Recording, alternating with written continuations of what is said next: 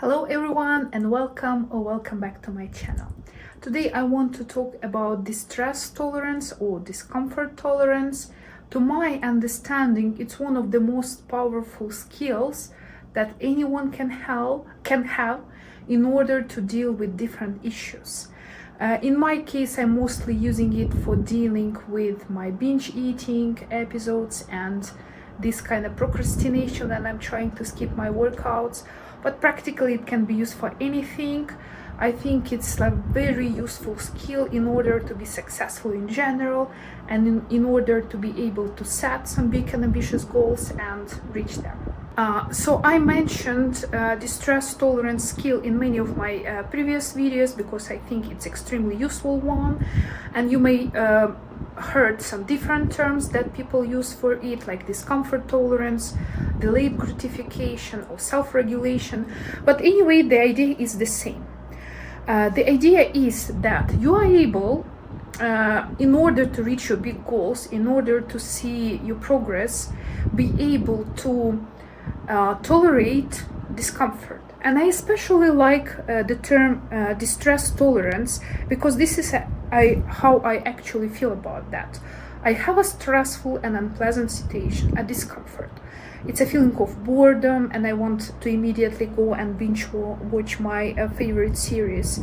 Or I have a hunger or a craving that I immediately run to my fridge. So I have some kind of discomfort that I'm trying to solve as soon as possible, that I'm trying to get rid as soon as possible, because I don't want to feel hungry, I don't want to have this nagging feeling in my head that I need to eat that ice cream, or I don't want to do something else, like I want to get rid of this negative feeling. But in order to reach my goals, in order to live up to my values, in order to be that type of person that I would like to be in the future, I need to be able to tolerate, to go through this discomfort feeling, because even though it's not feeling good now, I will tell thank you to myself 6 months later and 1 year later. One important point that I would like also to mention at the beginning of this video, and as many of other people, I was also kind of confused in that quite often we do not see the difference between self-care and short self-comfort.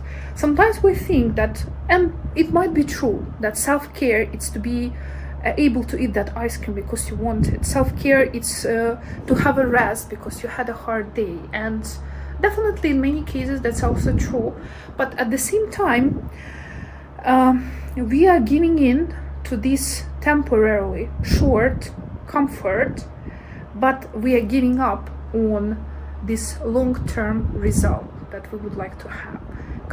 You are tired now, you don't have mood now, and you don't want to do that workout, and it feels kind of like a self-care because you're caring about yourself, you're giving yourself rest, but at the same time you are not able to reach your big goal, to be in a better physical shape, or to have more healthy weight, or to be able to deal with your binge eating episodes or cravings or emotional eating.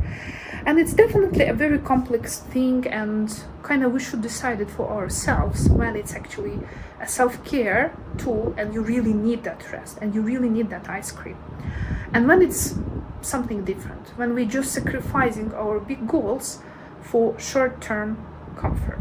And having discomfort tolerance, distress tolerance as a skill, as a tool in your hands, a really helpful thing, because it helps you also to build your self-trust, self-love, self-respect.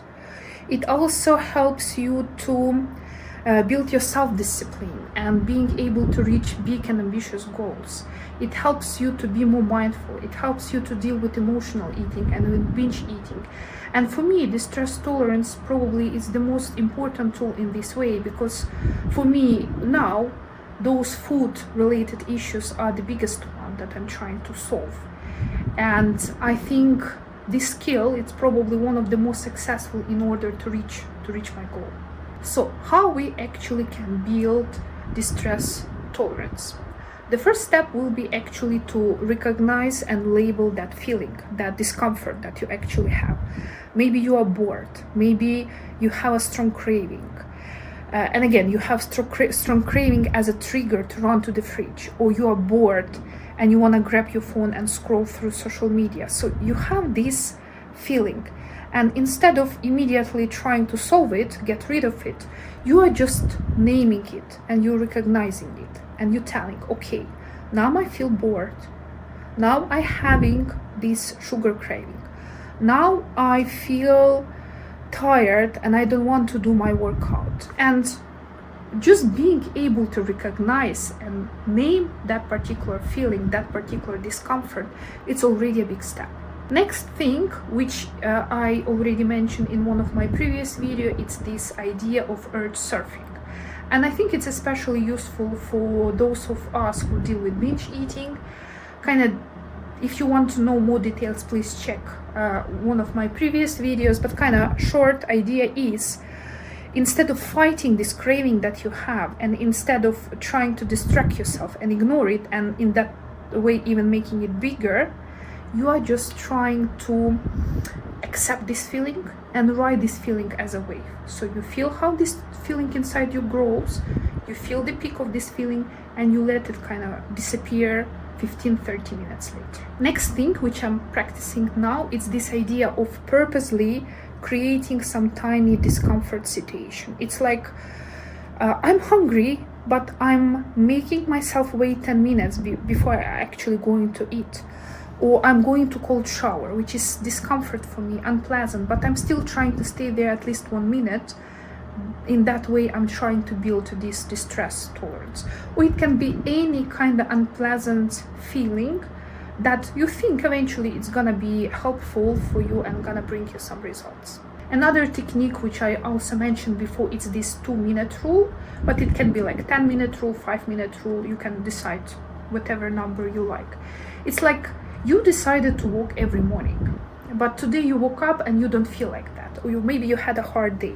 So instead of that, instead of completely give up walking, you may tell yourself like this: okay, because I'm that type of person, I have high level of self-discipline, I'm still going to do it for 2 minutes, or for 5 minutes, for 10 minutes.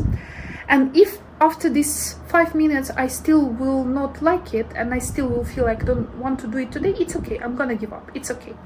And sometimes you walk 2 minutes, you walk 5 minutes, and you don't feel like it, and it's okay, you can give up. At least you kind of followed this 2-minute rule. You already were able to go through this discomfort for 2 minutes, for 5 minutes. But sometimes we feel better after 10 minutes, and we are able to finish our kind of initial goal. Another thing which I think also useful, it's reminding you whys.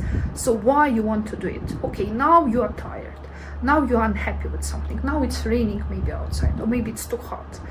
But you remind yourself why you decided to walk. Because you want to be healthy, because you want to be stronger, because you want to be able to fit into better clothes, because you want to live longer, because you want to be able to take care of your children, because why? And the more whys you have, the bigger this list is, the easier it is to bring yourself back to this situation and actually push yourself to do what you kind of don't feel like doing now. Triggers, another nice thing, and I already told that I'm using ring as a trigger, so every time I see my this ring, I remind myself why I need to do it and for what purpose. It can be journal, like every time you see journal, you remind yourself that you need to do your journal, you need to work on your mental health. Or maybe every time you see your shoes, it's a trigger for you that you need to put these shoes on and go outside for walk. Brain loves triggers, but brain loves routine because it's an energy saving thing for our brain. So why not to use this nice tool?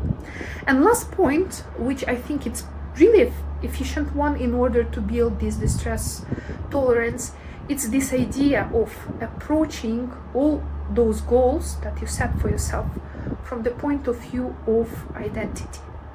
I'm doing it not because I have to, but because I want to, because I'm that type of person.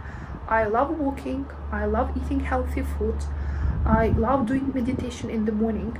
And even though it may seem like a lie, fake it till you make it rule works, and after a while you will see it's gonna be easier and easier. So I hope you find this video useful. If you like it, please like it and subscribe to my channel, and I will see you soon.